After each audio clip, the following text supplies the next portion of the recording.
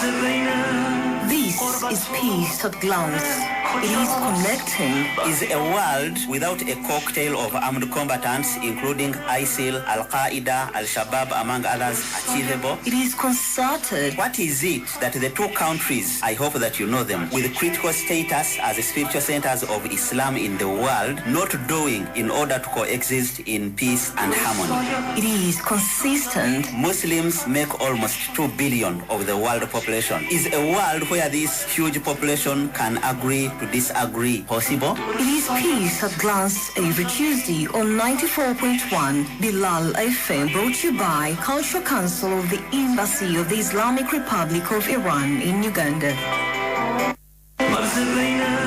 This is peace at glance. It is connecting.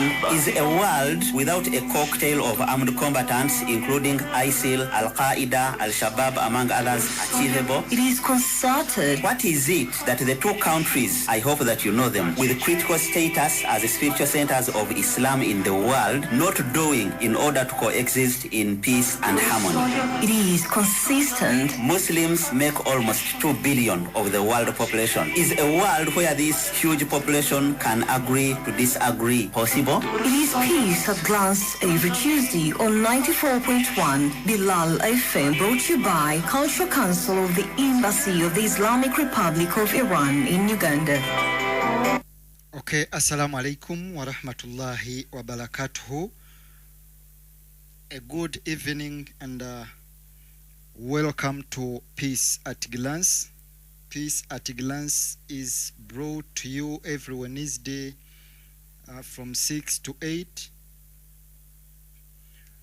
We are bringing you the analysis of the global happenings, what's happening globally, and what's going on across the globe. Tenyo Waswa, as my names, and I welcome you all to program Peace at Glance, aired every Wednesday on Radio Bilal from 6 to 8. Together with Professor Adam Sebiala, we bring you the analysis of whatever happened across the globe. As I wait for Professor Adam Sebiala, I'll have to talk about many things that are happening in different parts of the globe. And I want to proudly inform you that the program Peace at Glance is proudly sponsored by the Cultural Council of the Embassy of the Islamic Republic of Iran. And it's through this program that we bring you the analysis of the truth, the other part of what's happening across the globe. Alhamdulillah, it has been a week since we last happened to be here with you, and we are back again with Professor Adam Sebiala as I wait for him to arrive here, and I'm thinking at any moment he will be entering. He will be coming in to officially start the show. It's this week that the Islamic Republic of Iran and the United States of America have continued attacks on each other. America attacking Iran and Iran retaliating in turn. And we are here to see, because Pakistan and Qatar are there to mediate. They started their mediation process, but then it had not bared fruits because the way the parties are responding is not more positivity. People are coming in, and the way the Iranians are attacking different countries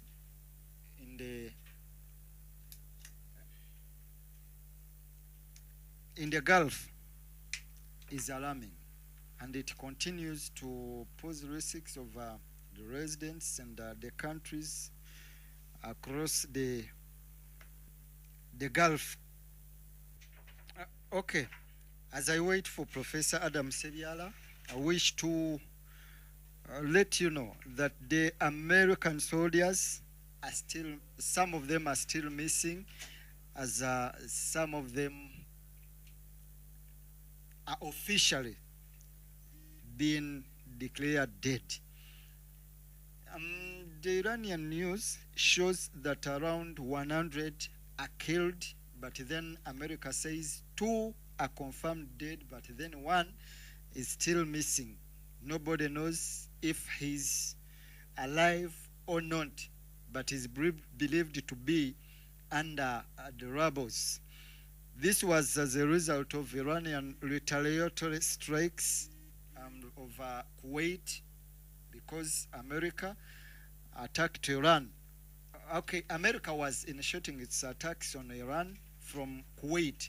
So the Iranian authorities, Iranian army, they used the chance. They retaliated. They attacked Jordan and they attacked Kuwait. The US, okay, they are trading accusations. Each of them is trading accusations, and we don't know where everything will be ending from.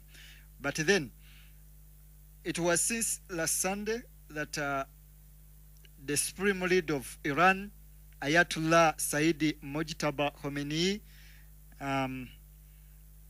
spoke to the world and to the residents of Iran.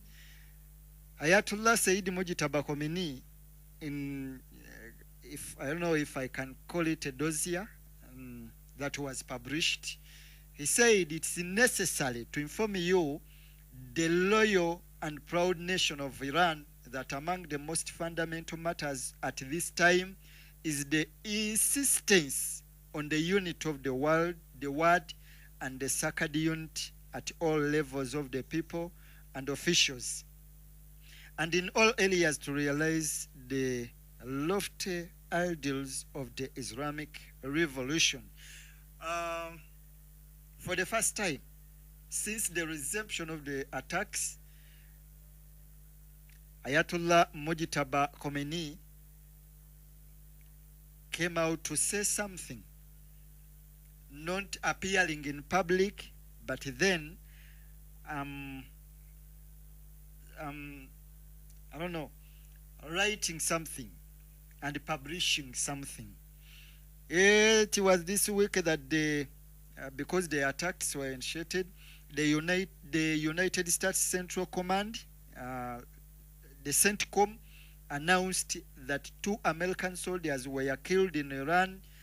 Missile strikes against Jordan were also initiated by Iran, and 1 is still missing in action.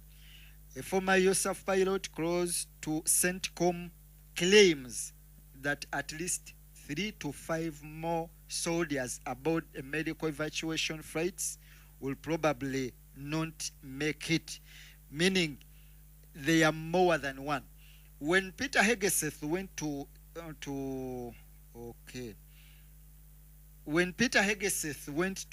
the Senate to request for more money to run the war, the Senate asked several questions, including the objectives of the war and the assurance of whether they will be fulfilled or it's hard, because the war is very expensive. And when the Senate refused to give them the money, they said, we are going to, no, they requested the Senate to allow them to pause the trainings and weaponry acquisition and use that money to fund the war with Iran. Iran's acting defense minister, Brigadier Genocide Majid Ibn al-Reza says in the recent war, the army came with the world's most advanced technologies. Iranian innovation changed the equations of the battlefield. The more complex the enemy's technologies became, the more Iran's indigenous capabilities advanced in proportion, and the battlefield turned into a launchpad for the country's positive technologies.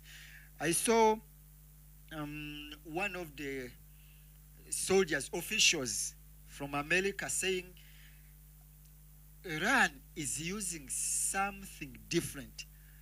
They called it bladeless. Their equipment that Iran is using, but then they had not been seen. And it's alleged that Israel didn't want the world to know Iran acquired this. Iran had this. Protesters holding anti-war signs interrupted U.S. War Secretary Peter Hegseth several times during Senate hearing. He seeks additional funds for the war. Professor Adam Sebiala is already here with me, is in the studios. Professor, let me request you to greet our listeners, and we proceed. Yes, our listeners. Yes. The dearest ones. Yeah. You are the great. Oh. Okay. Having get tuned to Radio Bilal, and particularly this program. Yes. Assalamu alaikum wa rahmatullahi wa barakatuh. Wa alaikum salam wa rahmatullahi wa barakatuh. As we welcome you, Professor, things continue to unveil. Iran is unveiling new abnormal equipments. According to American officials, Iran unveiled something that cannot be seen by the radars. It was this time when we saw Iranian drones. They called it kamikaze drones. They went to Syria freely. Radars did not see them. Iranian drones went to Kuwait for espionage. Radars did not see the drones. I don't know. It was after Iran destroyed the radars, or it was before. And now American officials accuse Russia and China of helping Iran. They think American officials think Iran can't do that alone. The precision is unpredictable. Professor, yes, sir. Is Iran becoming more different than before? Yeah. For me, I'm not surprised. Yeah. And perhaps even to the American agencies, the intelligence agencies, they are not surprised as well. Intelligence agencies. Yes, it is those in the administration who are lying to the Americans that they are capable of winding it out with Iran in 4 days. When the reality is the opposite. It's different. It is Iran who can wind them out in 4 days, yes. The American sophisticated weapons. Iran has the capability to expel the American bases from the region in as many days that the Americans had predicted they could defeat Iran. Within those days. Is it 1 week, 3 weeks? That's when they said that they can defeat Iran. Iran can use its capabilities and within the same period, 3 weeks as well, or less, to destroy the American bases and force them to withdraw. Force them to withdraw from the region. You had them when they were hitting Al-Udeid. You had them hitting in Bahrain and in Kuwait. You had soldiers running away from the base, hiding in hotels, hiding in civilian installations and the people's homes. These are bases that were left empty, unattended to. In any case, to save lives, although the equipment was destroyed. But then let's save lives. Yeah, let us save lives because to the American voter, the American citizens, they can put up with the destruction of the equipment, but not with the bodies being carried back home.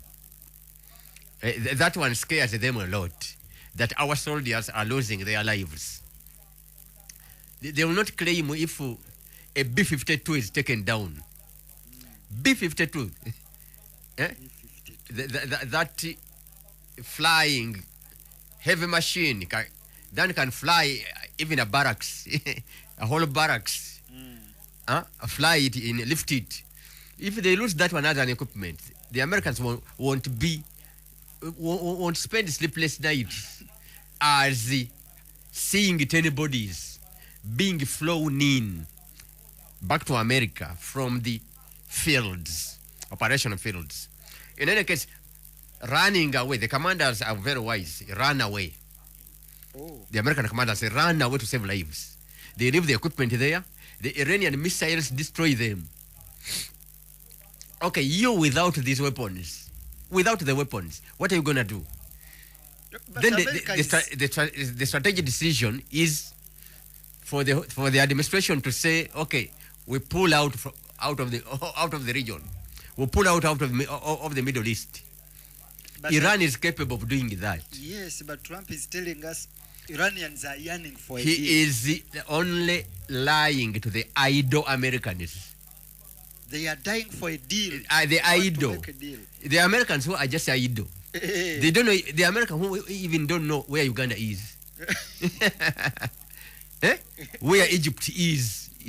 They are major ally in North Africa. Where Egypt is. Where the Americans and they are college students, university students, and they don't know. They're so idle. They are only, they focus on that particular field of study in the college, that one, and they even innovate within that specific field. But they don't care a lot about the rest of the world. It is now the IPAC now starting to give them wrong information. I mean the Jewish lobby in America, giving them all the worst negative information on Muslims, on Iranians, on the Arabs and Africans and so on. You get the point? I get the point. Yes, now, just to summarize it all, Iran until now has not displayed its full capacities. It was telling them, you wait for the surprises. We have not unleashed all our capabilities. And the arrogant Americans were saying, no. How can Iran have more than what we have seen? How can they be having more than that we have seen? Even what we have seen is substantial. But we think they cannot be having more than that, because more than that, it means they're superpowers. If the Iranians are having more than what we have seen already, then they are superpowers. And they're telling them, no, we have not unleashed all our full capacities. Professor, if you want to tell us Iranians are superpowers, then America has spoiled the entire port. Okay. Bandar Abbas is so spoiled. You see, Iran now has no capacity. You can destroy. You can destroy the civilian infrastructure. But have you touched the military? Now they are concentrating on military bases, military equipment. They can't find them. Oh. The Iranians, Yeah. God gave them everything. Everything. Yes. The country is getting finished. Yes, I'm telling you. They gave them the geographical features of the country. Yeah. They have ranges of mountains that are longest in the region. The Zagros range, the Zagros range of mountains. Do you know a mountain that can run from Sudan up to Tanzania? Oh. A mountain, a range. It's a lineup of mountains, stretching from Juba to Tanzania. All here is a mountain. Huh? So what about if I'm hiding my bases, my equipment, my factories under those mountains?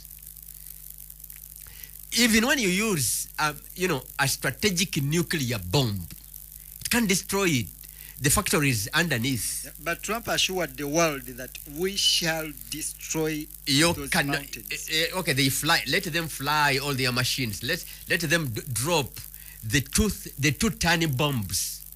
They cannot destroy the factories, the industries, producing arms under the Zagros mountains. Range of mountains. I told you, a range of mountains.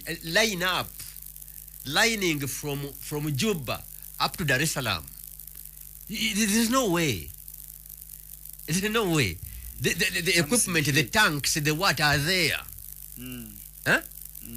So God gave them the geography and nature is on their side. Yes. You get the point. Geography Now, and nature. Unless they invade, come fighting on the ground, reach those points, capture them, enter inside there, and destroy them using explosives and so on. What's the human cost in terms of their soldiers to reach those points? Iran is 90 million people. More than 30 million signed. What can they do on More the than 30 million signed and took the oath of death. Took the oath of death. Al-Qasam al-Quran wa al-Silah wa al-Maut. They took oath holding the Quran, holding the weapons, swearing to die. What are you going to do? 30 million. Do you have those soldiers to overcome those ones? Those volunteers? No way. But the American... Yeah, it is the missiles. people. Now the people, the civilians in Iran are enthusiastic about the American ground invasion than They want to do than something. the like military. They want them to come. Because these missiles, it's not the civilians now fighting. They are not participating. It's only this. Military. the strategic, section of the Iranian armed forces. The strategic, those who can throw far away. Now, will the pistol be used to fire on Jordan? No. The pistol is waiting for somebody to pass on your veranda. Now, the chance comes, he invades. He comes close to your veranda. You shoot him in the brain. You shoot him in the brain. You blow his head off. Yeah. So it's now the people saying, what about if God helps us and gives us the blessing, and they land where all of us can shoot at them. Shoot at them. Can also participate. Can also participate. It is the people praying to God, so that they become foolish. They come and participate. They become foolish. They become foolish. Take a foolish decision, and they get exterminated. I think even the bodies want to go back home. I don't think that even the bodies, even there will be left anybody to carry a dead body, because all of them will be dead. Now we can carry our wounded one. Who is carrying the wounded? Also is wounded or dead. The wounded is calling. No way. No way. So that's what they're waiting for. And they're praying that Allah blinds them. And that arrogance pushes them to hell. And they land on the Iranian soil. That no any aliens, no any intruder has ever survived. No any. They only pray to Allah that He showed them the truth of Islam. Before even the Arabs invaded them, spreading Islam, they knew about Islam. They knew about Islam. Yeah, Trump was talking of I'm telling you about how those things transpired, because now I know them. They knew about Islam before the Arabs came conquering. They only accepted to go under the conquerors because they knew that these people are on the truth, although they don't know how to explain it. The Persians, highly civilized. The Arabs, nomadics, half naked, reached them with a message they cannot explain. Now the Iranians had known about Islam in its advanced, civilized message. Now they accepted it. Okay, we shall not hit them back. They are carrying a good message and a good mission, although they don't know how to explain it. And the Iranians offered to serve Islam. And that's why you hear that all of those writers of Islamic sciences were Persians. The Bukharis, the Muslims, the Tirmidhis, even the Tabaris, the author of the greatest tafsir in Islam, in Sunni Islam, Tabari, Tarikh al-Ummam wal-Muluk, the history of nations and kings, also by Tabari, is the largest in Islam, in Sunni Islam, written by a Persian. Now, they offered to help Islam without written scriptures. These people were cramming in their heads. They just cramming, no book. Now they offered to help Islam produce all these books. Fortunately, they did not throw away the Arabs when they conquered them. Some analysts say that they allowed the Arabs. They allowed to be conquered by the Arabs, and they never threw them away, like they were throwing away greater empires, greater historical empires, like the Greeks, under Alexander the Great. Alexander the Great, like the Romans, for many centuries, it was pulling and pushing. Madwajaz, all of the time. These were great empires, being hit back by the Persians, but they allowed, for the first time, the Persians to look weak is when they accepted Islam. They did do not you fight. understand the point? Yes. Is when they accepted Islam. That's when they preferred to become weak. Not this time. Not this time. When you come with your arrogance, you come with your arrogance like the Americans are doing. Look, the Persians are a proud nation. They are a proud nation. They don't go to them with arrogance. Don't. Are they punishing the Don't Americans? approach a Persian with arrogance. Are they punishing the Americans? Yes. In any case, they are punishing the Americans. They have proved that even the Russians and the Chinese are getting surprised. We were giving a lot of respect to the American military. But we are withdrawing all those feelings after seeing Iranians, kneeling them down threatening even to attack kneeling Bulgaria. them down. Since the Second World War, no any force has ever hit an American base. Oh, It is Iran for the first time. An American base. since the Second World War. Now, 75 years, more than that. Bases all over Europe, bases in all of the, almost all the Middle Eastern countries, American bases and so on.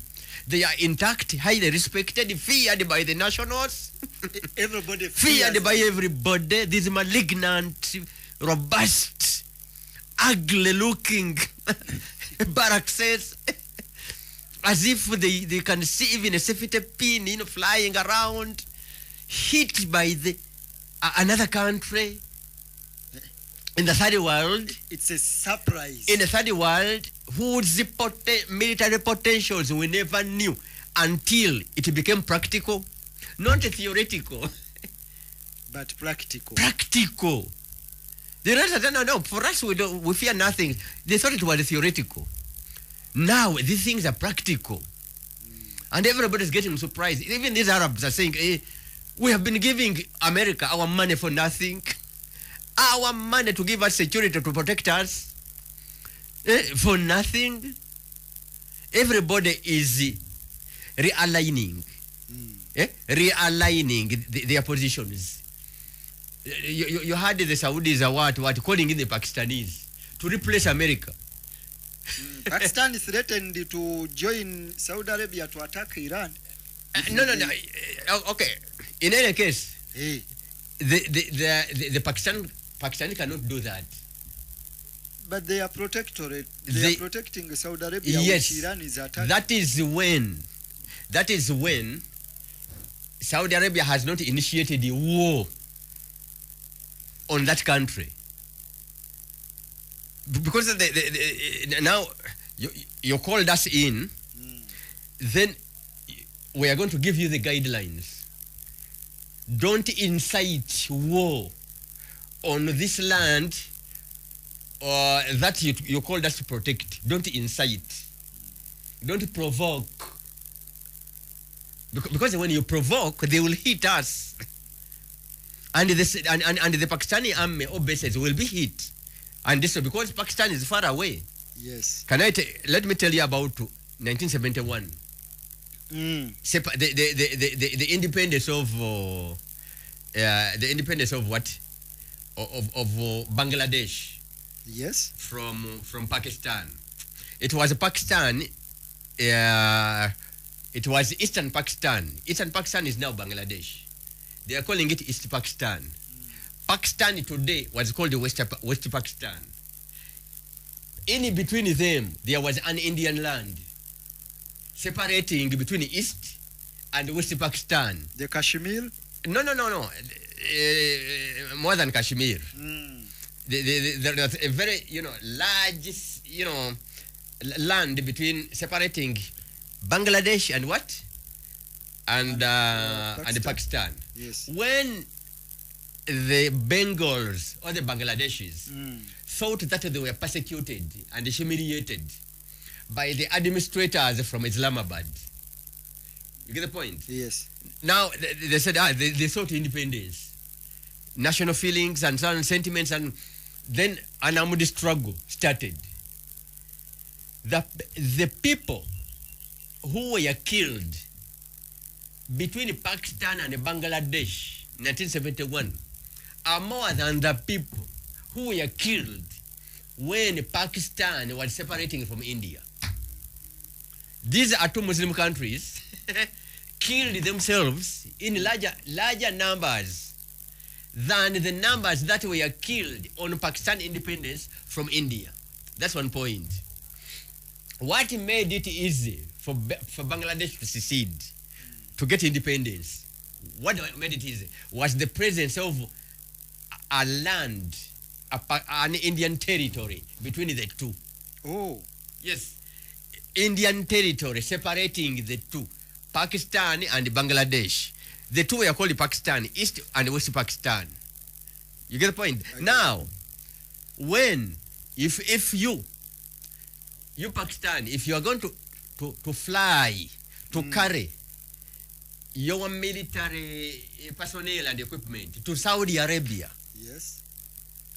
Yes. To Saudi Arabia, so that you help Saudi Arabia to defend itself.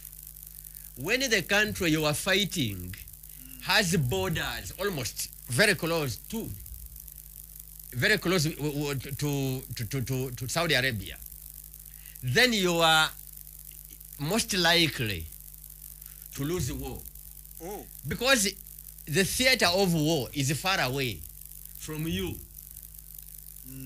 You get the point? The theater of war. Pakistan, you want to defend Saudi Arabia. What's the distance between you and Saudi Arabia? It is more than 3,000 kilometers. Okay, 3,000 kilometers is you the origin and the theater of war in Saudi Arabia. You want to fight a country that is only 1,000 kilometers away from Saudi Arabia. Even 500 kilometers away from Saudi Arabia, from Saudi Arabia itself, you are likely to be defeated because of those logistical challenges. That's the point. Professor, we heard of French allegations. You know, Iran rejected as baseless and false a claim by France's foreign minister that 2 French embassy employees in Tehran had been intimidated, and said France should instead answer for the interventionists' conduct of the diplomats in Iran. Was French diplomats trying to intervene in the conflict? You see, what France can suffer How? is the issuance of a persona non grata Oh, non-grata, okay. to their diplomats. If a diplomat misbehaves in a way that goes beyond their mandate, do you know what happens? It is the host country, Yes.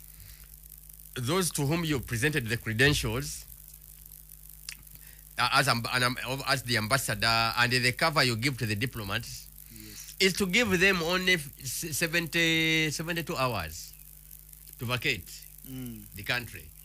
Iran has not reached that. It's only Iran is only complaining that the French diplomats Yes.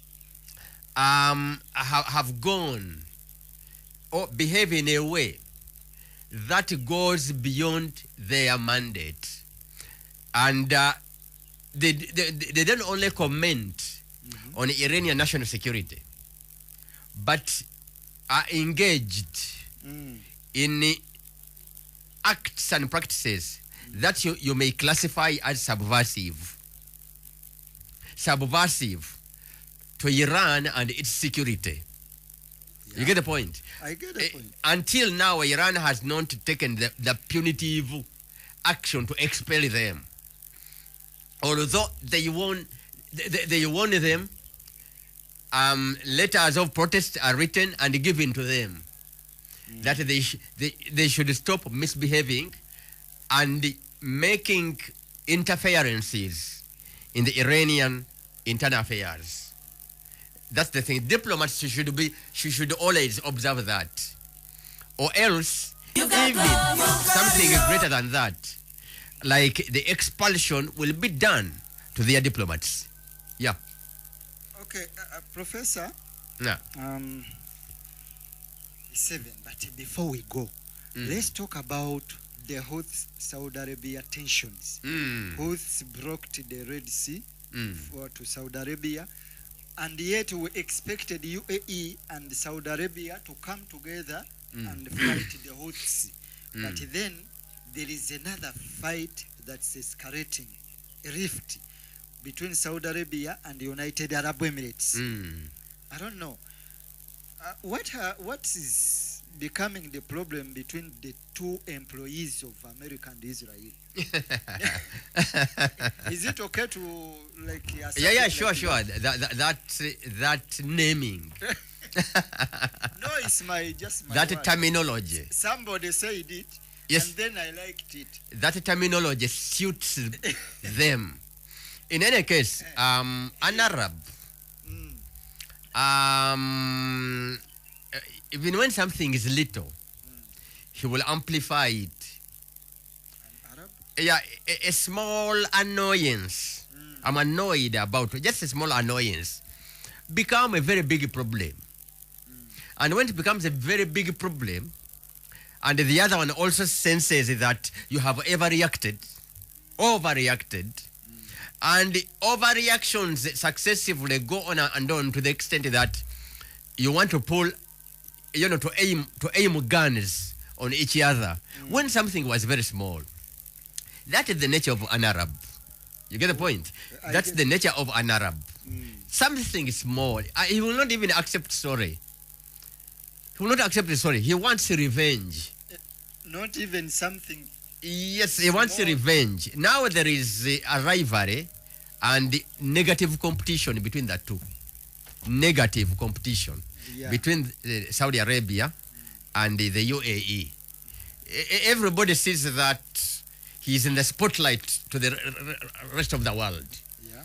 The UAE has been attracting world attention. It has a lot of links in trade and so on. Saudi Arabia would want to take the same, to be the center of regional and world trade also. Saudi Arabia, because the UAE has been there for a long time. You have seen here Ugandans, business people who have been going to Saudi Arabia have been going to Hijjah. Yes. Just only Hijjah, and of recent these workers, the laborers of recent. Now, but the people who are going for businesses to pack up these containers and bring them to Mombasa from Saudi Arabia, no. It's the UAE that has been coordinating international trade. The UAE has not been manufacturing the goods. No. It has been receiving goods, even used ones, like used cars, from Japan and to resell. To resell to these developing countries. Yes. You people who can only afford the used. Yes, so to resell. It has not been Saudi Arabia doing it, the UAE has been doing it. And you see the Emirates area. It has that fame. It's more famous than all the Saudi Arabia airlines. Only one airline called the Emirates, and its profits, can even combine all what Saudi Arabia has in air transport. So it's the UAE. Now Saudi Arabia had some envy in Sarwa, yes. Envy. Why all the attraction, all the investors, all the tourists? Because tourists who go to Saudi Arabia are only those who go to Hijjah. And they tour Medina, where the prophet's grave is. There are no any other places. No business. No business and so on, yes. Apart from Hijjah and yes. Umrah. They have a lot of tourists in a million, 10 million, more than 10 million a year. The Saudis only have 2 million for Hijjah and Umrah, very like that. Now there is that rivalry. Rivalry between the two, and it is spoiling the region, and even for us, we have even in Africa we have in that side effect. Yeah. You saw in the Sudan, the UAE and Israel together, combining and inserting their influence. And the UAE is closer to Israel than the Saudis are closer to Israel. It's the UAE now more friendly to Israel. And the UAE has an embassy of Israel. That's why I say the friends. Yes, so it is more in the good books of the West and the Zionists than Saudi Arabia, that has not established trade, diplomatic relations with Israel. although both are under America and great allies, both Israel and Saudi Arabia are great allies of America. But the Saudis are reluctant to show to the rest of the world and the world Muslims that they have brought in the Yahudi, the Jews. They fear us because they are accommodating our holy places. Maybe they fear that we can protest. Professor, I thought these two kind nations are fighting for Yemen. They are fighting to divide Yemen and take part. Each one take part. No, they were together. They were together in the first, offensives. For more than 8 years, they were together. Yeah. But when when it proved that they cannot defeat Sana'a, when these wolves, the wolves, can't get their prey to eat, they can eat up themselves. They scratch each other. So after failing, they started. Yes. So when they failed to push back and occupy Sana'a, they settled for the south of Yemen. Then the rivalry. At first it was the aim to defeat the other. You can't defeat it. Now they want to defeat themselves. Now they started to, rifts were there. They do rifts between themselves, and the UAE even itself, the UAE, then started to defend the Israeli interests in the region. There are some islands called Sumatra and so on.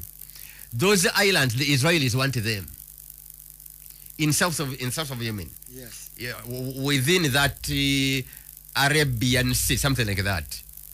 The Arabian Sea. There are some islands that Israel wants to occupy.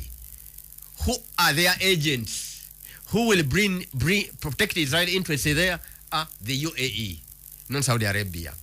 So the UAE has a larger share. Until recently, when they wanted to expand and they defeated the Saudi allies in South Yemen, that's when Saudi used its air power.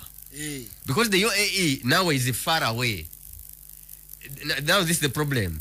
The UAE has to overfly Saudi Arabia to reach Yemen. Oh. Yes.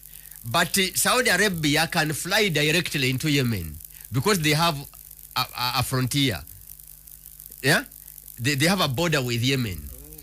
Now the Saudi Air Force was able to go and bomb the UAE allies and defeated them.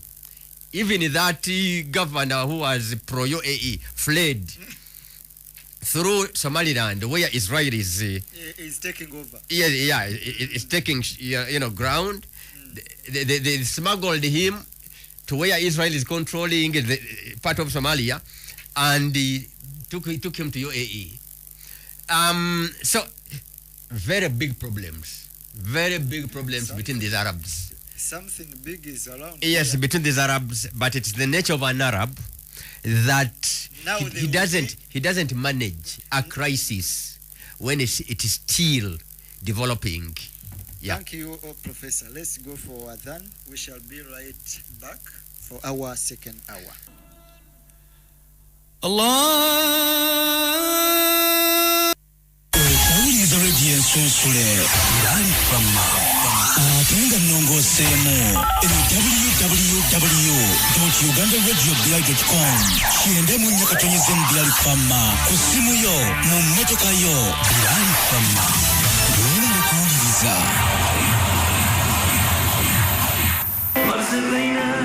This is peace at glance. It is connecting. Is a world without a cocktail of armed combatants, including ISIL, Al-Qaeda, Al-Shabaab, among others, achievable? It is concerted. What is it that the two countries, I hope that you know them, with critical status as spiritual centers of Islam in the world, not doing in order to coexist in peace and harmony? It is consistent. Muslims make almost 2 billion of the world population. Is a world where this huge population can agree to to disagree possible? It is Peace at Glance every Tuesday on 94.1 Bilal FM, brought to you by Cultural Council of the Embassy of the Islamic Republic of Iran in Uganda. Kale nkukulisaayo nnyo nnyini ddala mu bubaka bw'abasuubuzi ate ne mu adhan awamu. Nkwebaza nno okuwuliriza Bilal FM. Ndi ne Professor Adam Sebyala mu studio za Radio Bilal. Tuli mu program Peace at Glance. Peace at Glance eno evujjirirwa Cultural Council eya Embassy eya Islamic Republic of Iran mu Uganda muno. Era tuba nayo buli lunaku olw'okusatu luno okwongera okwogerezeganya ku biki ebigenda mu maaso mu nsi muno, kye kituleeta nze ne Professor Adam Sebyala. Tenywa baswage gange nate essaawa yaffe ey'okubiri tugguse nayo Peace at Glance, tube nga twogerezeganya ku ebyo ebirabika nga bibadde byankizo. Omanyi sabbiiti okuva lwe sijja gamba sabbiiti eno, okuva lwe twava wano lwe twayawukana ebintu bingi ebyesombye ne byeteeka ku mmeeza. N'ekisinza okuba ekikulu kye nalabye wano y'ensonga ya America, olutalo wakati wa Iran ne America ne we butuukidde olwaleero nga lukyayinda nga lukyagenda mu maaso. Abasajja bwe biba bikonde beetujja engalo bazitaddemuuko n'obufumitafumita.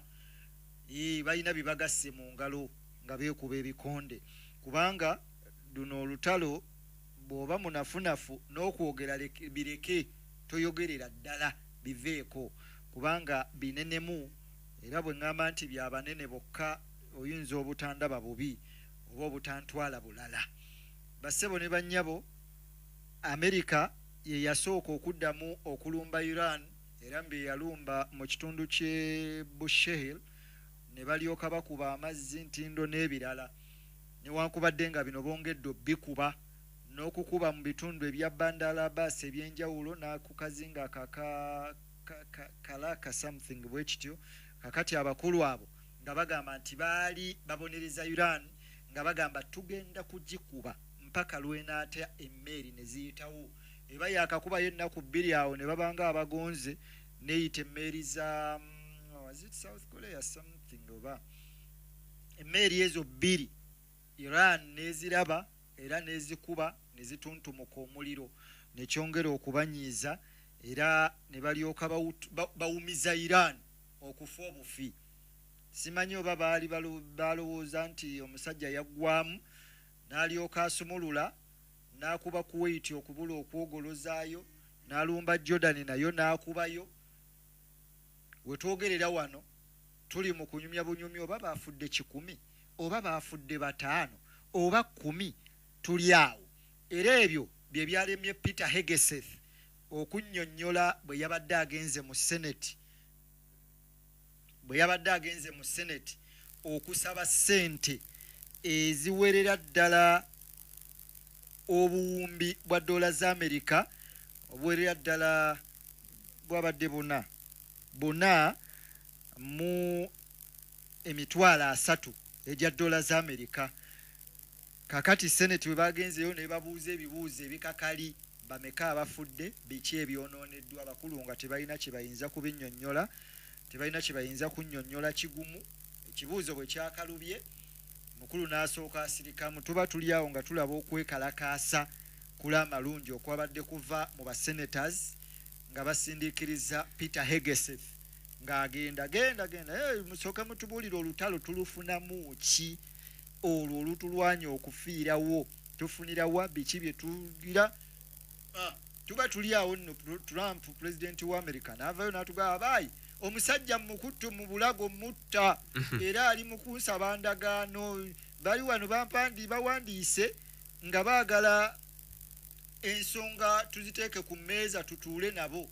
Niyinze nkyagaanye kubanga bassa abasirikale baffe kati tugenda bakuba mpaka kuwulira bubi n'ebyendagaano zaabwe tetukyayagala. Tugamba ya Rabbi, kyenva nzize wano nensalawo Professor Adam Sebyala gwendi nayo mubuuze Irani tebagimaleewo. Irani ng'erabikanga gye bakubye nnyo omusajja nga mukambwe mukkaate kati. Professor, sooka obabuuzeeko otubuulire lwaki Irani yeewanga ku byetasobola. Mikwano gyaffe. Assalamu alaikum. Wa alaikum salaam wa rahmatullahi wa barakatuh. Iran. Tebasobola tebasagimalawo.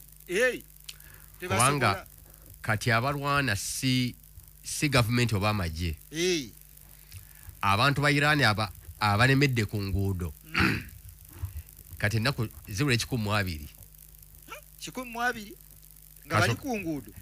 Kasookanga akanyolagano kano akakyaliko katandika nga 28 February do batta omukulembeze waabwe. Omuntu wa bulijjo yalwana. Yes, era mu bitabo bya America. Yes. Ekigikoze obubi. Kwa yali erimba ensi yonna erimba n'Abamerika. Nti Abayirani bafugwa bubi. Bali makomera. Era Trump yakizeemu. Bali makomera. Yabatta n'abantu. Era batulinze okubanunula. Bagenda nakutwambaza engule. Obitegeera ebyo? Ezi engule ezo. Kwa obuyimba obwo bamumanyi. Obuyimba bwa Amerika bamumanyi. Kakati batulinze okutuyimbira obuyimba. Alimba Amerika. Era okulumba Iran yabagamba naku 3 kuwichi emu kumenya mujenje karo. Alimba Amerika. Wiki emu nga bawedde. Nga babeja bawedde ne bisigadde. Byagenze okukakana. Nga omuntu gwe yalaganye santi Abayirani bafugwa bubi era bagenda tuyimbira enyimba z'engule. Nga ate bali mu kolima. Bakolimira nga bakolimira oli gwe yabagamba ngule tebagenda obambaza. Nati kiki kakati raba Trump yagenze n'agamba nga batwala ejeneza ya Khamenei. Yeye nyine yagandi abayi nange nali sitegedde nti ono musajja bamwagala. Ndoza wabirabi. Nali simanyi nti nno ono musajja bulijjo abantu bamwagala bwe bati. Wagenda okumutta. Kama America osana okutuuka okukola ekintu ekitagenda kwerabirwa ggwanga eryo emyaka 10 nga totegedde nti eggwanga eryo terisobola kukyerabira. Omanyi obeera by the way newunya abantu akola ku nsonga z'ensi yonna nga Amerika tubadde tugitwala kwa ate Iran eyagala gikijjako yebeekole ku nsonga z'ensi yonna. Ate kakati ani akuta amafuta g'ensi yonna. Ontegere kyenkugamba kati ate Iran yagala gikijjako. Kati Iran yesobola okugamba nti deka amafuta ku shell Uganda gasigale ku 5,000 oba kagende ku 1,000. Ontegera oba kagende ku 1,000. Iran ina capacity eyo sa America. Tugambe nti no emmeri ziyite wano. Iran nega tezijja kuyitawo era kati wali yitawo. Kakati olwo go badde osalyawo ensi yonna bakikugjeeko. Naye nakkiriza ssebo gwe bakijjako. Anti tugambye mwenna amakampuni g'amafuta mwenna fe tuli mu control muyiseewo. Onagamba teyajja kuyitawo nga simukkiriza. Iran esaba 2% gayitawo oba kyayimiridde. Kati ekya Iran kyekikola. Enaamalako. Amerika Iran Amerika esobola kumalawo Iran tesobola. Lwaki? Kubanga be wali osuubira nti bajja kwaniriza bakwambaze n'engule bonna kati balabeebo. Ekyo kimu. Babbinkana eri Amerika okugigoba mu Iran. Emyaka 47 egiyise. Okugoba kabaka oyo yali kugoba ita Shah. Muhammad Reza Pahlavi. Iran yalina obukadde 36. 36 bw'abantu kati ekubisizaamu emirundi 3 wali tosobola kuwangula Iran ng'erina obukadde 36 ogenda kuwangula Iran ng'erina obukadde obukunukiza 10 you can't. Abantu abasayininze okufa ne balayira nti wakiri okufa okuggwaawo bawera milioni 3 ogenda kubayitawa milioni 3 senga ejje lya Iran lyeribadde likuwalana lyokka munyoolagana n'ebisigadde notta nga tewali bantu baliyingira bano n'obagonza ani anabana bawanika naye milioni 3 teziwanika milioni 3 bonna abasirikale bonna boolina mu nsi yonna bajja eyo tebajja kuwangula milioni 3 eza Iran namba ezaabo bokka abasobodde okujjogama nti kweŋŋange ate wali obujja okunona mu mayumba gaabwe tojja kuddamu kuyita mu lujja lwe nga mukyala mukadde wa myaka 7 naye atakwata kaso kufumita mu mugongo eryo eggwanga ajja kukwata akaso afumite mu mugongo ate oyo civilian tolina mukuba masasi bw'abazze n'akaso yes eyo si firearm si mundu ya nankani si kyakulwanyisa kya gundi kya buganga nti kati munno ku munno sasi ku sasi nkugambe wajja kubawo n'abalwanyisa amannyo ajja kulume kati gwanga libeera bwe lityo pack up and go ne bw'oba ozze parking odduke mangu nga olwo agamba nti wakirize muluma nze bwangwa mu 5 manya nti togenda kuba wangula kale namuluma vaawo genda onana Bush bamukanjugira sapatu mu Iraka waliwo agamba nti nze wakiri mukuba sapatu kale neŋŋenderaawo waliwo omuntu yegwe yali yakyawanga nakuumiddwa nagira bwati nina kiki wano kyenyisobola nagamba singa mbadde n'ekikwanso kikwanso bukwaso naali badde embuuka wakiri ngenda nekimufumita abantu babekika ekyo bw'omanya nti gye bali ng'onoonya amagezi amalala gonna bwe bati agamba nti nze nekikwanso ngenda nemufumita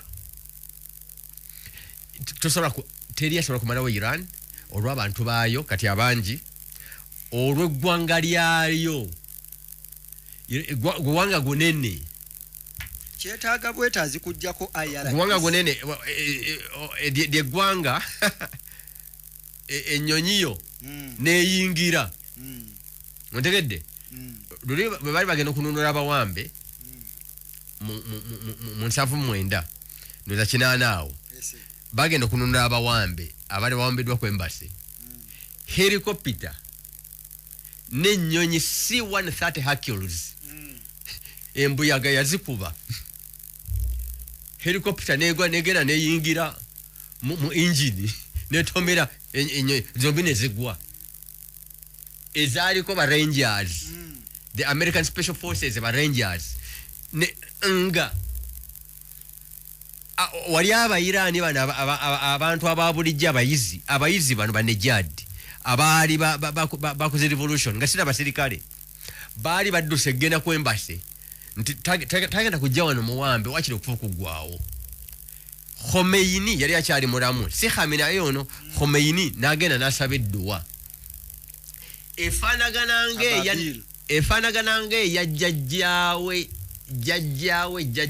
gwe bayita Abdul Muttalib gye yasabanga enjovu zisiza okumenya Kaaba kati simanyi oba edduwa eyo abasiraamu bonna tebagirina naye bano ab'enju ya nabbi bagirina kubanga yasabwa jjajjaabwe simanyi ontegeera Abdul Muttalibi era obunyonyi ne bukola ki obunyonyi obwagira mu mpewo ne busuula amayinja byonna nga byosobola okutegeera mu ngeri eyo ng'ovunudde aya ezo kakati eyo edduwa Khomeini gye yasaba tebaatuuka ennyonyi C-130 Hercules ne bakumandozi bonna abaliko ne helicopter yaliko zatomeregana butomeregazi mu mbuyaga nizigwa yembuyaga ekola ki ekunta kati byaba Iran babimanye era kye kyagwawo si ya bulijjo ndowooza eki Iran erabika si ya bulijjo. Iran is an Islamic Republic gwanga likolera ku Busiraamu erinnya lyalyo nga abantu libalituma mu kalulu bagituma the Islamic Republic of Iran si Muslim Republic Islamic Republic Muslim Republic basiraamu mannya na nkofiira naye Islamic Republic n'omulaba okumanya nti ono musiraamu wanji Pakistan simanji ontegedde n'omulaba akumanya nti ono muki musiraamu ndi mukafu ono musiraamu so si kutikka nkofiira awo obeera Muslim. Alright? Waliwo ebitambula n'ekigambo Islamic so si Muslim.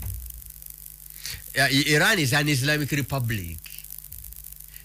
Yensonga lwaki ebeera ekyo culture yaayo esika y'amaduwa gonna agaali gataasizza ng'eyo yataasa Kaaba bagirina ekyaliwo wanji n'omusajja leero nga yamwefunyiridde alwa Omumerika Omumerika ayina amawulire mangi ayina bana Abarabu ffe bakama baffe banne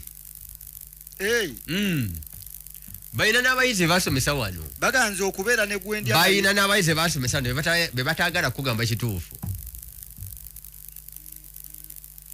otegeera naye kiri nti Omumerika ebbanga lye yagamba nti ngenda mukuba mu wiiki emu yali amukubye mu wiiki emu ekyo kiba kitegeeza naye ku luna zze n'amaanyi ekiba kitegeeza nti Amerika n'obusobozi bwayo bwe tubadde tumanyi kirala naye ng'akyamuli bubi akyamuli bubi naye ebyo byonna byalangiridde byagaana buli kyonna kye yatugamba ngenda mukuba mu budde bwo buti kyagaana kati yakadde emirundi egi esatu gyegenda mukola baye nekigaana ngenda mukola mwe nekigaana bano abantu b'okubyeko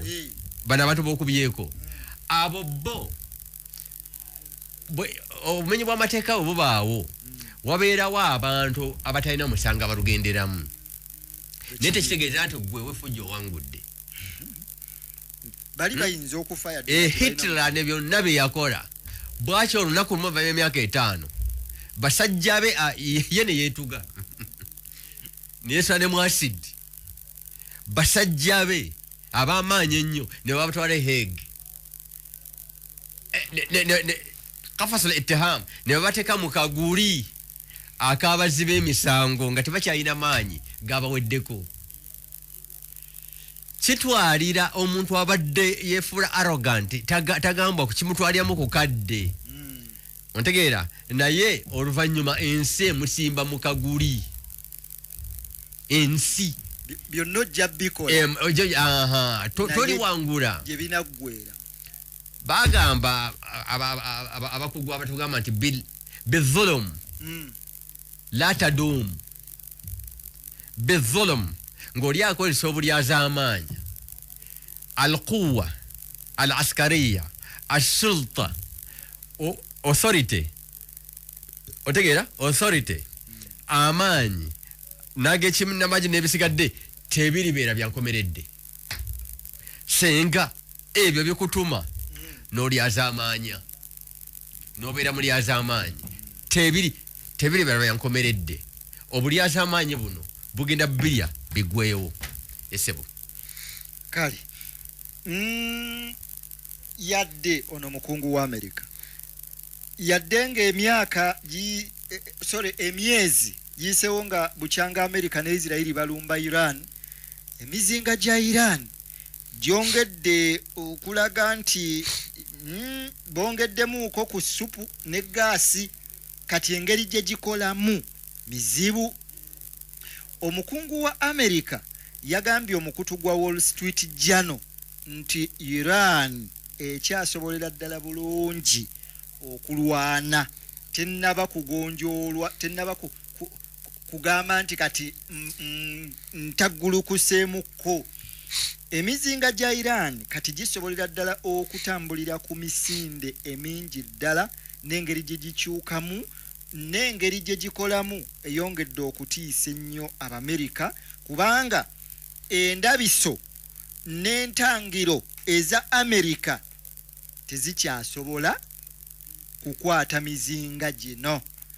Amerika erumiriza etebereza suspect etebereza nti China ne Russia be bali mu kuyamba Iran okulaba nga batukuba niye tubalabula. Naye omukungu wa Amerika kyetutegedde obutegeezi Iran ezizaawo byonna bye yafiirwa mu lutalo olwasooka ne kati bye tubadde tulaba byekubye byonna ebizizaawo tulina okunoonya ekyo gikolera. Awo nga Trump atugamba nti abaaye ono ngenda kwongera mukuba embimusuuze tulina okumulya. Professor, Iran erabika nga olutalo luno terunnaba kutuuka kukoma lukyali. Ekyokubiri enteeseganyo erina woozirengera. Iran naffe tufune kafu. Iran si ye yarumba Amerika. Iran yakulwako obulumbaganyi obulyazamanyi bw'obulumbaganyi. Endagaano yakola wakati wa Obama ne Iran. Iran si yagisazaamu eya 2015. Amerika Trump yagisazaamu. Trump yagisazaamu mu gavumenti ye yasooka. Ontegeera? Kakati awo ne bamuwangula. Omusajja najja gwe bayita Biden. Yes. N'awangula Trump. Kwa ye Trump awangula bakazi. Oli gwe yawangula yasooka mukyala Clinton yali mukazi. Nono gwe yazemu okuwangula Biden. Gwe yayise omuwumba tuutu gwatalabanga. Vak Biden omukyala yaddi yayimirirawo Harris. Kali naye Trump n'amuwangula. So Trump ye awangula bakazi.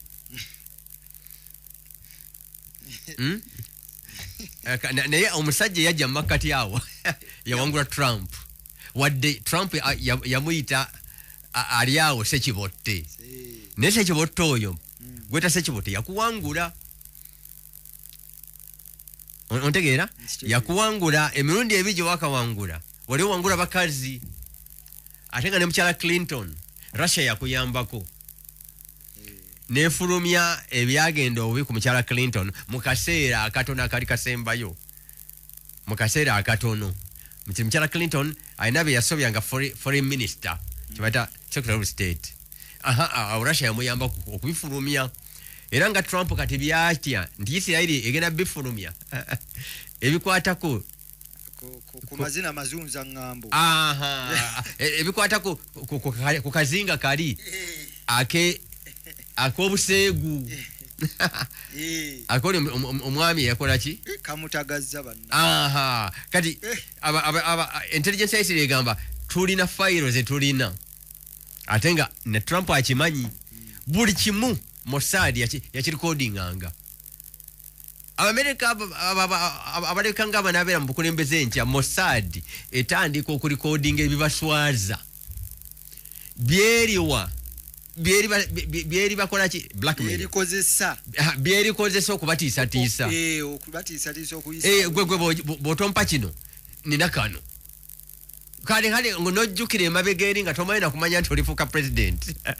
Effujo lye wakolanga kati Trump beyimutiisa. Naddala akazinga k'abaseegu. Trump talina kyataakola mu kazinga k'abaseegu ako. N'Abawarabu nno bagendayo. Era nalabye imaamu omu. Gagamba nti wallahi tekigwana kwogera ku bakulembeze. Awo banga aleeta fitna. kaberenga kale no bagenda ku kazinga k'obuseegu oba oli abo bali bagenze mu ngeri yaabwe kolayo daawa nagamba nti bannange bano basajja tagamba buli kye bamutuma n'ekiswaza kyayogera bwe tujja wano tugamba hawo yalya nga mukafu toyogeza mutwe gwo oyogeza lubuto yes kadi nageze kulanga nkiraba ku imaamu n'owokubiri nima subhanallah bwe tutuuse wano tuyino zibikira ekyama bwe twagala okulwanirira ekitalwanikika mu ngeri eyo kakati Trump yasazaamu ebyo byonna otegeera Iran yerumbibwa si yerumba okay Iran osobola ogenda gikola ki wakati yo tosa kujibuuza bino binagwa bitya tojibuuza kubanga yo nnumbe barumba nnumbe arumba yalina okukoowa nakizuula nti gwe nnumba sikyamusobola gwoyina okukoowa abagerman bakitegeera luvannyuma nnyo baali badde bajja dda amagye gaabwe ku Soviet Union gye barumba otegeera baali badde bakizuula mangu ne bajjayo amagye naye bagalemezaayo abasoviet Joseph Stalin Field Marshal Joseph Stalin yasanyawo divisions z'amagye ga German eziwera ekina 80% teyakizuula mangu nti nina okuva mu Soviet Union gye bayita Russia America batakizuule mangu nti balina okukomya olutalo ku Iran bagenda kufiirwa kinene ate batubonyeebonye kati Saudi Arabia yiiyo amafuta gaise ku Suez Canal gate gaite Misiri ale gaite Morocco ale gaite Orore South Africa gadoke gagende mu India nga wano ku Red Sea kumpi wano ku Yemen gaga walemeddwa kwa Yemen yagambye tugaddewo ngabo watuggalawo tugaddewo space yaffe banga lyena amalanga nzigale watuggalawo tugaddewo kyatamanyi nti ne tamine eyo yanbon baba tubagiyita agamba egundi pipe eyo etuuka ku Red Sea aba Yemen balina capacity egikuba n'okubirawo emmeri ng'etikka bagirina era banagamba nti okay wadde oyita eyo emmeri ebeesembayo togenda kuddamu kutikkiraawo Saudi Arabia ejja kitegeera ejje obulyazaamaanya bwekoze ku Yemen okumala emyaka 12 esebo in other words oja mu kibuulizo kyo si Iran yekutte ebisumuluzo by'okkomya olutalo otegeera Iran yerwanako bwerwanyi paka kirimaanyi oyo lukalikali eyekuluntaza kasajja fuba Amerika polisi gyekozesa lwerizuula nti Iran njitongozza ogitongozza watogitongozza tebigikwatako yo Iran kati gwekkiriza amazima nti yensi gyotusala kuwangula amazima gakkiriza esebo kale Isirairi yatuleetedde amawulire awo ag'obukessi ng'etutegeeza nti Iran yakutte centrifuges zaayo ne bazitwala wansi w'olusozi ne bazijjamu erambo eno gye baakuba eno gye bazze bakuba eyo kaakati ne bw'okubayo tekyali kigenda mu maaso bali mu kukola bbomu bateekateeka kukola bbomu nga bagikolera ku lusozi olwa Picas Mountain kaakati abakulu bagamba nti Amerika bagitegeezezza dda kubanga Natanz, Fordo, Isfahan walabika eyo tewakyali kiriyo kyamaanyi kati wansi w'ensozi eyo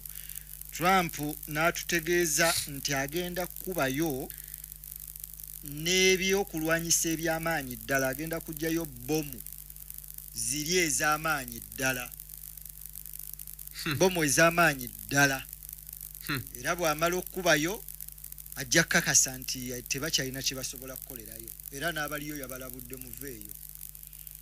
Iran tewedde. Ekyokubiri bali mu kukola bomu ya nuclear oba bigambo wolokoso. Wambuuza wano nti Iran wanagiteekako bomu ya nuclear.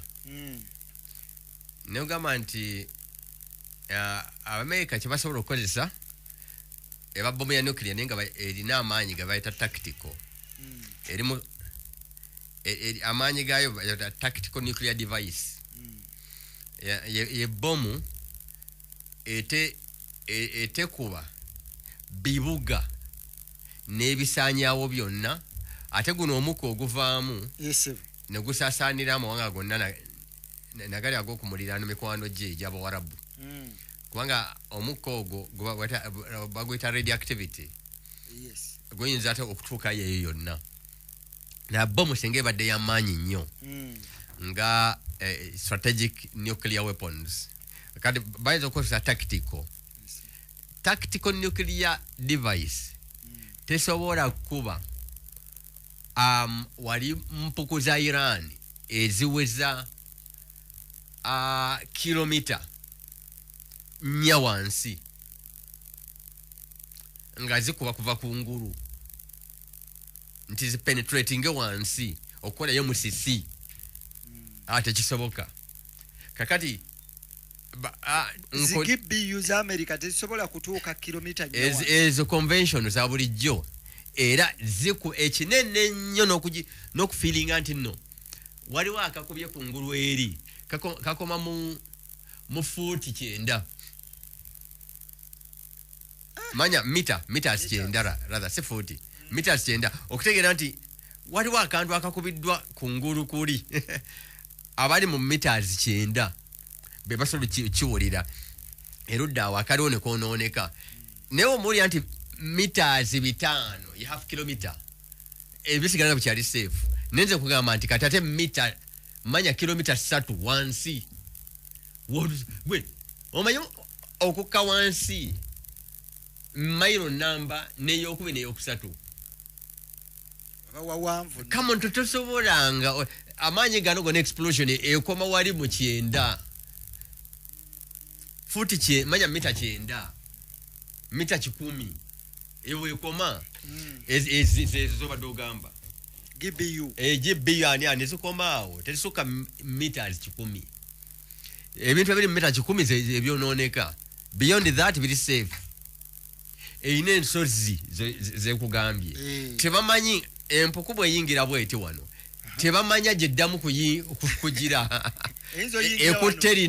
ekutteriri ekoze etya eyina ne channels nezeyongera okukka wansi ate awa nezikomawo waggulu ate bwe bityo okuba mu kwesiso guno waliwo omulala bali eri owulya missile cities ebibuga biri wansi bina street wale ekwata eno nekwata eri biki bwe bityo kati beba abantu abeetegekera tuyinza okufuna tuyikiriza nga wamaanyi nnyo ku ngulu awo talijja wano watagenda kujja ayiseewa special forces ogenda okuleeta bagenda zisaanyizaawo ku ttaka kasaba bwe bati okanyuga ng'oveeyo ewala neka wano bw'abayagala okuyingira wano you are finished. Muwedde musobola emirambo gijja kwetuuma ate muleme n'okuzaayo n'omu nti omulambo guno baguzizaayo kakati munnaye kiri kyoyogedde nze sagala abantu abalumika Radio Bilal nga oba bazungu eyo ntegeera sagala bagambe nti nno nina nekinayogedde ate bakyankananye bagende bakinoonye. Wambuuza wano nga nti senga Iran bagikozesaako bomu ya nuclear nga tuwulire Amerika bweneeremwa egenda kukozesa bomu ya nuclear era esajja lyawamantaawo Trump tukozeseko bomu ya nuclear nibagamba no abali mu Pentagon noyo Pete Higgs y'omu kubaagala bali ababeera ku American strategic forces American Strategic Forces be balina ne codes ezo okubeera coordinated ogenda okulaunchinga missiles eziriko nuclear be ba coordinating computers wano wadde oli omukulembeze abanyize codes be ba coordinating wano nganti wenanyiga essimu yange wano nesoka negenda mu MTN omontegeera awali bunara bwaye bichi ne control yo semanya bichi ne bigenda awalala olusi jibawulisa n'amasimu gange control room ababirira byenjogera kakati birimwe kati ababira byogera bayinza okutesimu yo bayinza gikola ki ojigano genda ni ngabulika sana boko bayalele wali business semanya bichira bwe bityo sewa yakubaganye dwekiti tugira bwe tuti ani andene okay codes twazi kuwa netusozizibikira bagambe no America tewali threat Iran tenaba kututiisa nti ejjana kujesanye we gwanga lyaffe tetulina kimara nti tugikoleseke nankani eyo bagambye mbwe ina kamikaze drones ezisobola okuba mu Washington DC of course destruction si enene ngeri nti nuclear missile esobola strategic one esobola okuba ekibuga New York neta abantu emitwalo 5 muluni mu second esooka oda mu second esooka timitwalo 5 jigudde wakutaka and so on kati buwambuze ekintu ekyo nakugamba nti waye senga America ekikozesa yes Iran eyo kayensonga esobola ogizimbisa nezimba nuclear bomb uli ekigambo kuzimba so okola byagwadda ebikola webiri okola yagwadda naye okwasembo esigadde kuzimba kujipanga okujipanga kangate kano nakano byegatta webiri byonna byagwadda ekyo nakigamba tu nekugamba nti ekitakirizika nti senga America ikosa bomu ya nuclear ku Iran musawa 3 eziddako obocha juke bigambo binakozesa musawa 3 eziddako Iran ejjako ebemaze okuzimba omutwe bwe bato bagita nuclear warhead nga ziri ku missile kubanga delivery system ya Nigeria ya missile delivery system bichi ebitwala bomu eno America ina nnyonyi okusingira ddala ne Iran ina missiles kati warhead omutwe missile gwetwala Iran esobola kuzimba in the next 3 hours esawa 3 eziddako simanyi oba wakiteeka mu muto oba nedda naye nze bye nali mmanyi nti nabiri Isirayiri byagambye balabika bagenda ne baddusa nuclear centrifuges ezimu waliwe twakuba babiddusa ne babigira awala Iran ebyo ne bwebe bireseeyo era ebyo gyebiri tebasobola bikuba ne mu ttaka webiri buno bomu bwabwe tebwatuukawo ekyo kimu ne mu ttaka webiri awo bagamba nti obakuba omanye okutu si bye bino ebiwaawo kino ekiwaawo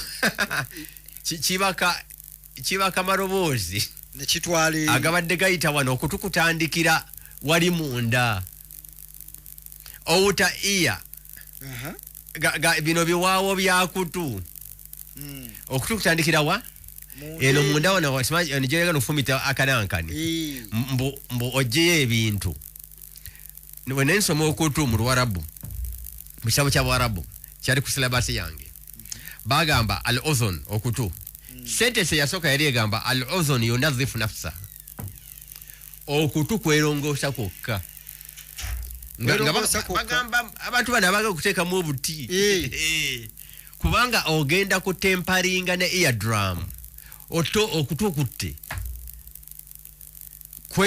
ate nga mu buto twakimanyanga akawuka kakweyingirangamu n'ogumiikiriza enkeera ogenda okulaba nga oli anokunengera nga bakalese wano akabade kachakalira eri munda nga bakalese wano nga kafudde in other words mu America mwali kubina ebiwaawo byokutu eri munda eri akawuka gye kayingira ne bakattirayo oluvanyuma ebidaka ne bikaleeta ne bakomyawo kakano kabadde kantawanya eyo tebatuukayo America terina kye yakola terina nakatono era CIA yagamba Trump eyakamala okulangirira byonna byonna tewali kasigadde byonna twabisaanyirizaawo CIA nemugamba naye mukama wange tolina kye wakoze Trump natandika okukonagana ne CIA nga nemba ulama ba Iran abakola ebintu bya Iran CIA nayo ba agent bayo ne bajiga nga ba agent bagamba CIA eba wa sente kyekyo mukisomo mubi nti nemba Iran mulimu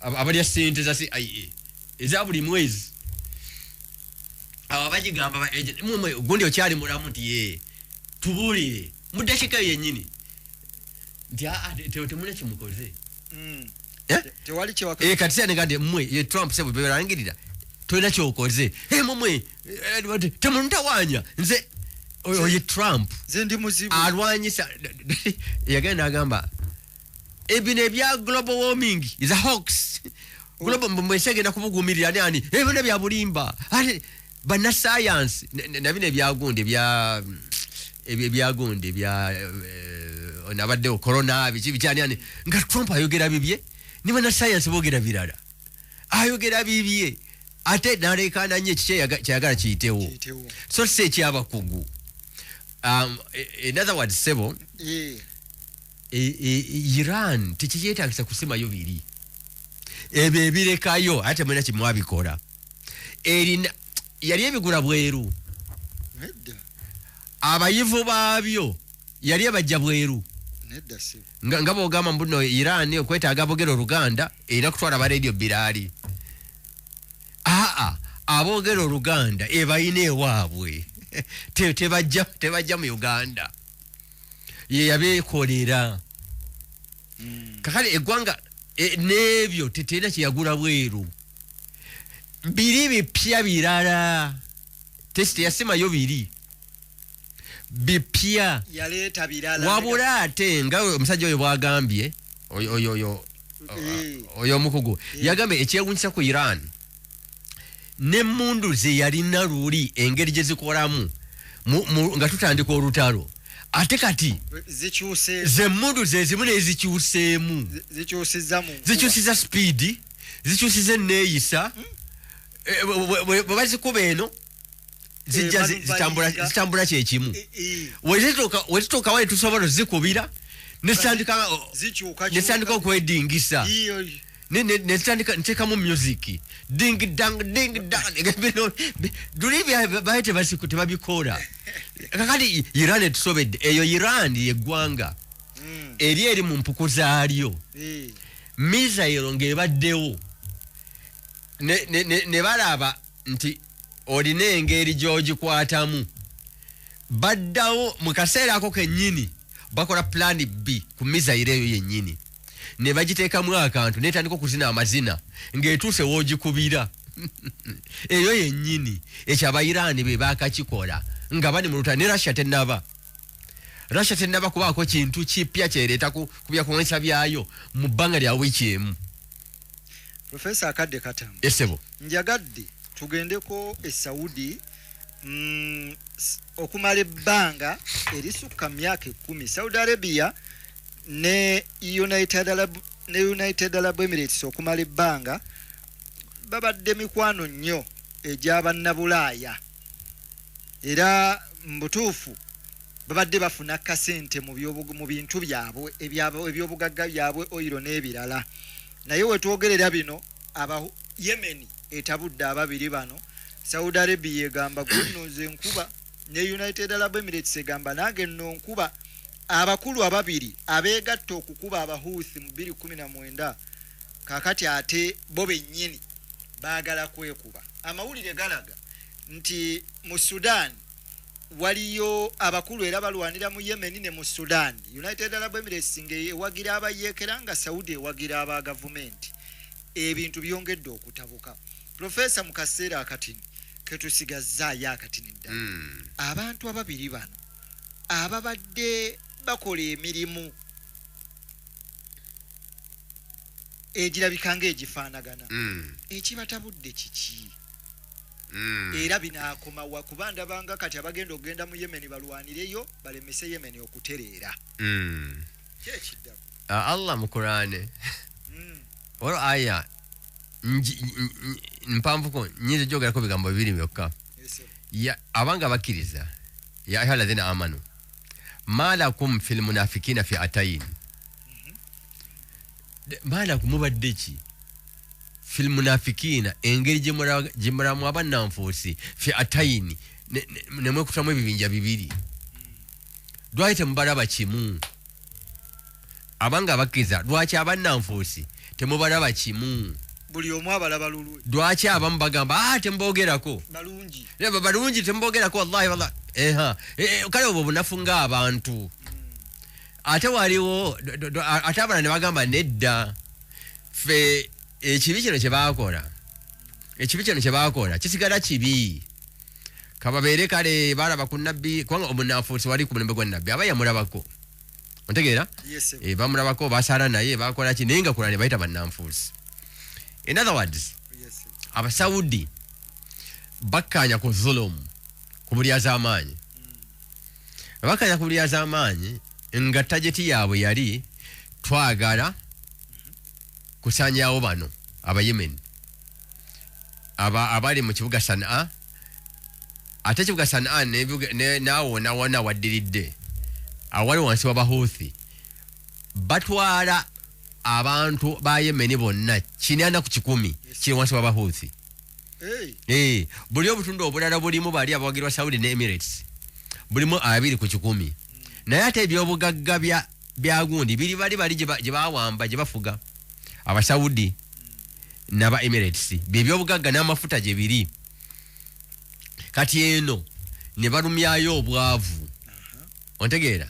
Yakyobola nga Yemen yatabuse nti mutulumya obwavu nakino abantu abaana abato n'abantu abalwadde bakafa miliyoni namba emyaka gino 12 miliyoni namba ng'eva ku njala so si obulwadde obulala njala yokka yakata miliyoni namba ey'abantu. Okay, n'okusoba really kati